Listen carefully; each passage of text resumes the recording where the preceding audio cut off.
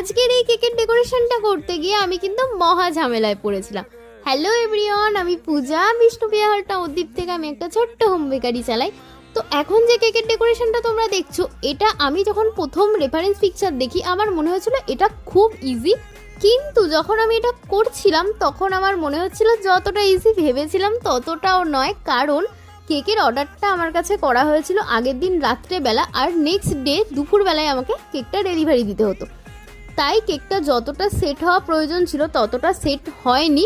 যখন আমি ছোট বেসটা থেকে তুলে বড় বেসের ওপরে কেক দুটোকে রাখতে যাচ্ছিলাম, একটা কেক কিন্তু তখন ভেঙে যায়।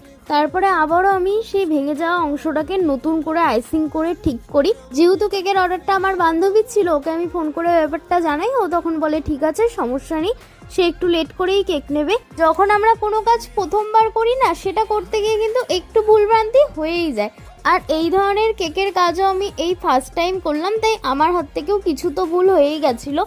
বাট সেটা আমি যতটা সম্ভব কভার করে সুন্দর করে কেকটা তৈরি করার চেষ্টা করেছিলাম।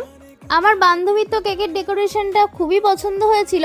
তোমাদের কেকের ডেকোরেশনটা ভালো লাগলে কিন্তু অবশ্যই একটা like, comment, share and subscribe করে দিয়ে আমার চ্যানেলটার পাশে দেখো।